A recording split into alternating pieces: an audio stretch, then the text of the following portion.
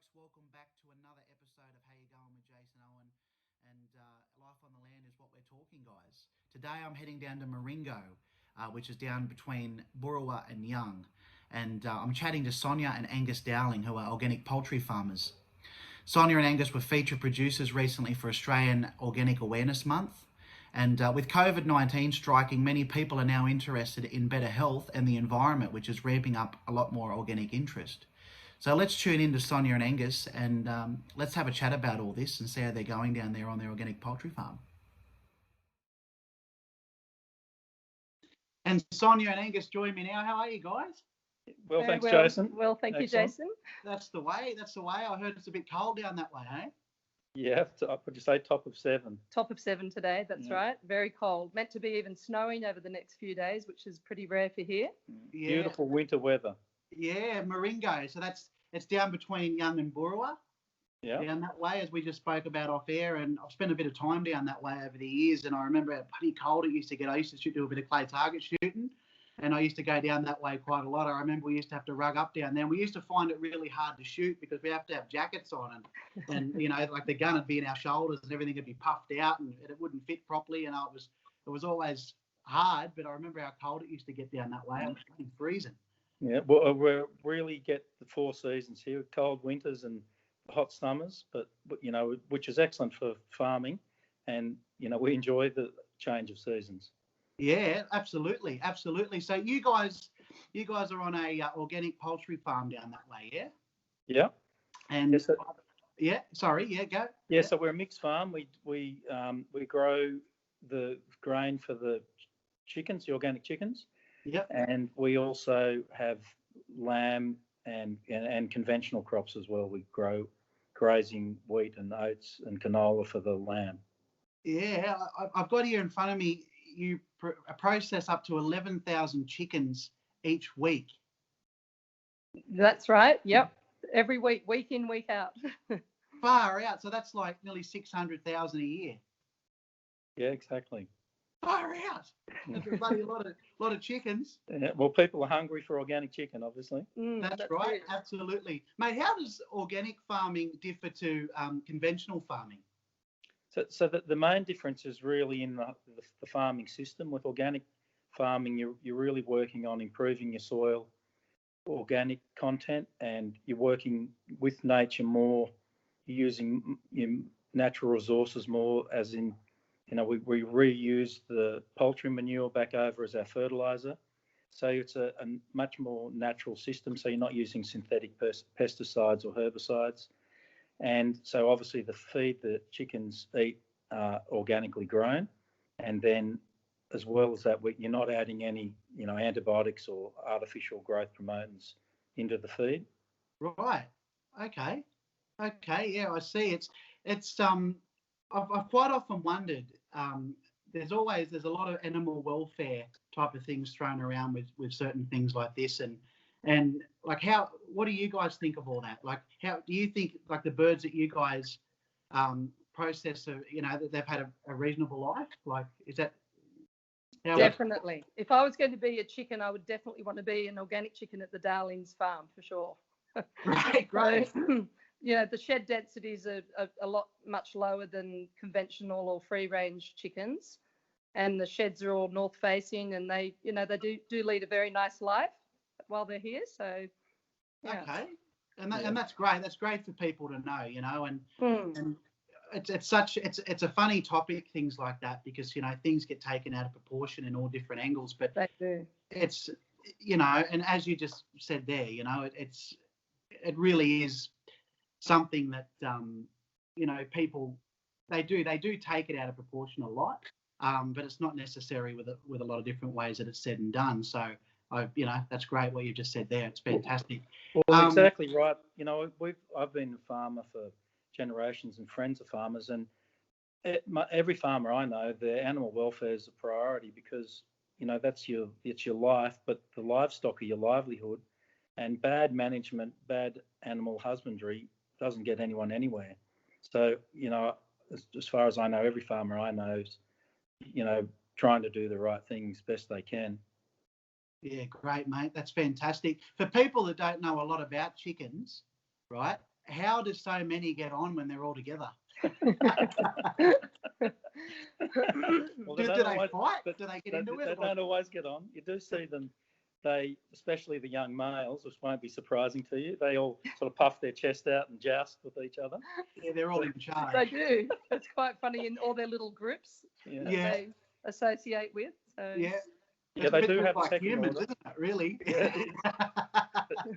So the term pecking order comes from the fact that chooks do have a pecking order. They have a social group that they hang out with. Right. Okay. Mm. Okay. Yeah. I was always curious about that because, you know, you see a lot of dogs when they're around each other, they'll fight, you know, and cats and things like that. I was quite often wondering, if, you know, the chooks, do they carry on like that or? Well, it always looks more like play though, doesn't it? Because they're juvenile when they leave us, they're still not a mature adult really. So the fighting's all kind of play. They're not like, you know, laying hens where they'll have a fight over some food. So right. it's more a jousting type fight. Okay. Interesting. So what's a typical day entail for you guys? Run us through a day on the farm there. Yeah, so, I mean, obviously the first thing, all the chicken sheds, someone has to go in and check them. You know, so they run a mixture of sort of automated computer systems, run the heating and cooling, and the feed system. So you're just making sure that they're all running well and that the chickens are really being looked after, because that's what it's all about, is making sure their environments is good so they're happy and they can eat and grow as you want them to. So that's the main priority, is checking through the chickens. And Sonya does the sales and marketing, so she's speaking to I have customers. the good job. Yeah. Yeah, I enjoy that side of it, so it's really good. We have distributors in in most states throughout Australia, and I work closely with our distributors, and then we do, you know, visit all our retailers and wholesalers directly as often as we can as well, which we feel is really important for the, you know, for the end users, for the retailers to actually meet the farmers and not just hear from the middleman. It's, you know, we all work really well as a team together. That's great. Yeah, and that's what you want, isn't it? It is. That strong team, and, you know, everyone sort of feeds off each other then. Yeah. Well, it's rewarding as a farmer to get feedback from your retailers and your customers. That it is. Yeah, it kind of makes it all worthwhile. Otherwise, you kind of feel quite distant from it. You do, absolutely, mate. 100% you do. And I think that's like anything, isn't it, really? It's always good to get positive feedback, even in the music scene, you know? You don't want to be standing on stage and singing and everyone's sort of sitting there. It's like, you know, it's not, no one's saying, oh, that was a great show. You know, we just sort of walk out in the end, you think, I hope they enjoyed it. Yeah, that's it. Because they didn't really give much. That's right, exactly. It's a bit the same and everything, isn't it? It is. So COVID's obviously a big topic at the moment, COVID-19. How has it affected you guys by any chance? Has it had any effect on you guys? Well, our sales were always solid anyway, leaving before COVID hit. And then, of course, when COVID did hit, there was panic buying, which was to be expected. And I know Woolworths and our retailers, you know, the smaller independents, they all said the same, that we were getting calls being inundated. Can you get more chicken for us? You know, do you have more? And we just, you know, we sell out every week. And it reached that point where people can only fit so many, you know, chickens in their fridges and freezers. So then it sort of, you know, petered out again. But yeah, it's been, I definitely believe, just with my feedback, that COVID has been kind to us. It's definitely a good time to be in agriculture, especially, you know, certified organic produce. So yeah, I think people are definitely becoming a lot more health conscious through this pandemic. Yeah, definitely. And like business related wise, as you said there, you know, people started panic buying. So, you know, things are going out on the shelf a lot quicker, but all of a sudden people are stocked up that much. They don't need anything for 2 months. So that's it. Panic stop, you know. Well, that's exactly right. Things are starting to flow back around now, as everything's sort of not in panic mode as much, even though Victoria's in a terrible position at the moment.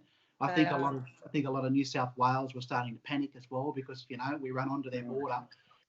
So I think people did start to panic for a while, but hopefully, fingers crossed, everything going to plan, that we're all going to be good. Yeah, exactly. Do you think people have gravitated more towards organic produce at the moment, due to the increased awareness around health issues and well-being? I believe so, definitely. I definitely feel. I just know that, as I said, our product's been well received, and there's always been that demand, but it definitely is growing. Yeah. And I've just I'm personally getting more direct inquiries through our website from people all around Australia. Where can I get your chicken? Especially through that lockdown period, but even now that, not just people in Melbourne, from all different states that are wanting to, source our produce, and they're also really keen to know how the chickens are raised, what we feed them, how they're processed. That it's really important to them. So they're halal certified as well, and obviously for religious beliefs, that's important to a proportion of the population. So they do genuinely care, and people are definitely becoming more health conscious, for sure. Yeah, and I think with the COVID, people have just had that time to slow down and cook at home and sort of concentrate on those sort of things more. So I think it's definitely been positive for our business anyway. Yeah, mate, that's great, and it's great to hear. It's always good to hear that some farmers have actually done well. Throughout the last 12 months, considering how challenging it's been through, bloody bushfires, COVID, drought, flooding. But however, on that note, I know the drought has taken a bit of a toll on many farms this year. And I mean, you guys how were you affected by the drought by any chance? Yeah, so the organic grain supplies have been really difficult to source. We grow a lot of organic grain ourselves, and we do that on a property we've got further west out near Condobolin. Okay. And we've not. So basically, since 2016, we've not really grown any grain. So we've been running on grain we've had in store. So that's meant we actually cut back our production. We were producing, another sort of up to 12,000 a week. So we cut our production back a little bit, and we've not been able to produce turkeys for Christmas for last year or this year due to the grain shortage. Yeah. Okay. Yeah, right. Well, that was actually the next thing I was going to speak to you about. You had to suspend production of organic turkey for the second year in a row. So that's this year, is it? Last year and this year. Okay, it's right. The second year this year, yes. Usually you'd be producing up to 8,000 a year. Is that right? Yeah. That's right. Oh, yeah. So we missed the turkeys too. Roughly around 16,000. Like. Sorry. That's roughly around the 16,000. Oh yeah, over the 2 years. That's right. And they're actually really. We enjoy having the turkeys. They're a lot more inquisitive than the chickens. They range a lot further. They like to wander around and come up and peck at your shoes, and so they're pretty cool to have around the turkeys. So and we were exporting to Hong Kong the turkey and chicken, and we basically had to stop doing that, which was disappointing because we're just really getting some traction there. But our customers that we made contact with there are keen for us to go back to supply them next year, when hopefully due to this good season we'll get a good harvest. Yeah, right. Well, hopefully we'll be able to have some turkey for lunch, eh? And Christmas. Exactly. That's right, exactly. Christmas lunch, yeah, absolutely. How do you as farmers manage to bounce back when life throws curveballs like this? Mentally, it must be tough as well, to have such a strong farm that consistently each year, and it's been in the Dowling family for many years, 180 years. That's a bloody long time, and I mean, no doubt the family's seen its ups and downs over those years too. Yeah, well, you have to plan ahead, and so in 2016 we had a good year, and we stored 3.5 years worth of grain, which basically hopefully got us through to the next year. And it's a lot about planning ahead and being resilient. But even as I said, you kind of plan ahead, as most farmers these days have been in business for quite a while, and they all conserve fodder and plan for the drought. But this last drought we've had 3 years is we kind of expect to have maybe a year, 2 at most, but to miss 3 harvests, kind of unprecedented. And not only did it happen in our growing area in the south, but it was also failed in the north, where often we'll get sorghum or soybeans out of sort of northern New South Wales or Queensland. So it was so widespread and so prolonged. It's tough, seriously tough, and you question. You just have to be optimistic, basically, which most farmers are. But you start when things are dry and the garden's dying and there's not enough water to water it, and you've got to keep it for your stock. You just have to sort of hang in there and wait for things to change, which thankfully they did. Yeah, and fingers crossed, mate. It continues to stay that way for a while. It's just exactly. It's horrific when things like this happen. I'm talking to all different farmers, wheat farmers and cattle stations and that over the past few days, and it's heartbreaking. The fires, which gentleman's place with 35,000 acres we lost in the fires. And it's just sitting there just going, it's absolutely terrible. Insane. It really is. Yeah. It really is. September, it's Australian Organic Awareness Month, which shines a spotlight on organic producers such as yourself, and also raises awareness each year about the issue of genuine organic products versus products falsely claimed to be organic. That's so true, isn't it? There's so many different people out there putting organic on products that's not necessarily organic. Is that right? That's correct. Yeah. So Australia, unfortunately, is officially the last developed nation to not have an enforced domestic strategy, for the use of the word organic, which, it's ridiculous. Even New Zealand has it in place now. So Australian Organic are working, our strategic priorities to work with government and key regulatory bodies to, see domestic regulation happen in, it's meant to happen now, but because of COVID, it's been delayed. But yeah, it's to weed out the fakes. You've just got to eliminate the people that aren't doing the right thing. That's right. So there is no current regulation, is there? No, nothing.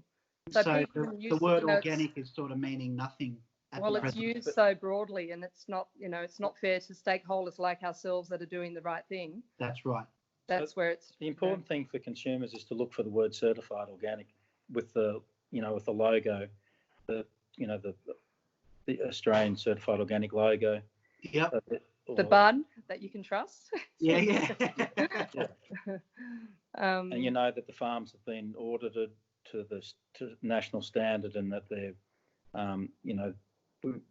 that it's a cooperative, so everyone makes sure they're doing the right thing, and it's audited to that to ensure that consumers can have confidence. Yeah. Okay. Well, there you go, people. Make sure you keep an eye out for that, because there's people out there that aren't actually producing organic stuff that are actually putting it out there. So just be careful. It's really important. Bloody oath it is. Absolutely. You guys have 5 kids? We do. Yeah. Awesome. What are their ages, if you don't mind me asking? So our eldest is 19. Yep. So we have 4 boys and 1 girl. So and then our daughter is 17, and then the 3 younger boys are 13. What are they? 13? No, sorry. 14, 13, and one's about to turn 11 on Sunday. So lovely. Yeah. Great. You reckon they're going to hang around on the farm? Time will tell. Time will tell. They all really enjoy doing farm work, and they, I hope so, but that's their choice. We really encourage them to do whatever they want to do. Yeah, in saying that, our son, our first to leave home, he's moved to Sydney to start part-time uni and his own little business, but he still comes back on a regular basis, which is really nice to see, and still does a bit of farm work. So yeah, it'll be nice to think that some or one of our children would be happy to be involved in the business, but as Angus said, it has to be their decision. You can't force that on them. So no, and that's right. And it's a hard thing to do, to leave. He'd have found it hard to leave, I bet. It's one of those things when you leave the country. Like I grew up west of Dubbo, and it broke my heart really to have to leave there. But it's what you got to do. It's a path life takes you on, and it's the way it is, and that's great that you guys support no matter what way your kids decide to go and the path they decide to choose. It's fantastic. Do you think kids in the country and on the farms feel pressure that they need to stay on? on the land for their families? You ever feel that? I don't know. I think so in much. my generation Yeah. there was a bit, but I think these days Not so much. not so much. But I also think that farming, even though we've had some tough years, most farmers are still professional business people and enjoy what they're doing. So I think a lot of kids kind of see that there's a future. Whereas I remember when I was, through the 80s, and commodity prices were pretty ordinary, and it was pretty hard to see a future. So a lot of kids, a lot of farming kids left then. But I think now, they can sort of see the world outside. So then it's, often they'll go away for a little while and then come back, realise that, they enjoyed what they had. So I think it's just it's not as many farmers obviously as the farms have got bigger, but I think people kind of realise they can do what they want, but a lot come back in their mid-20s to 30s. Yeah, they do. Absolutely. Absolutely. So guys, it's Marengo where you are, isn't it? And tell us a bit about Marengo. It's only a little place. It's between Burrawa and Young. How many people are there? It's a good question. I see. I think they say there's about 300. I'm not sure where they all live though. Yeah, it's probably the surrounding area. Or the surrounding areas. It's a bit like Albert. They reckon there's 80 at Albert, but there's only 7 in the town. So it must be like a radius of 20 kilometres or something. Yeah, that's it. No, Marengo is a great little village. It's a really pretty area. We have a school with 40 children or something in it. 48 this year, actually. Our okay. son is one of them. So, and we've actually had. I was speaking to a real estate agent recently, and there's nothing for sale or rent in Marengo. People are, moving out of the city with COVID, and living in somewhere where they've got a bit of room. Yep. So it's a really pretty village with a really good community that get involved with the community association and the bushfire brigade. So it's a strong community. It's a really nice spot to live. Yeah, no doubt that the bushfire brigade, around there, Burrawa and Young and all that, got involved probably in the South Coast fires when they were bad, and it's great. It's amazing when you get out in the little rural communities like that. Everyone sort of puts their hands up to go away and fight and do things like that. Is there any shops in Marengo? What are you? No. Nothing like there that. used to be in when I was growing up. In Angus's day, there was the shop that was the baker, delivered the fuel and delivered food, delivered it was a general store obviously, and delivered lunches to the school. So he was a pretty busy shopkeeper.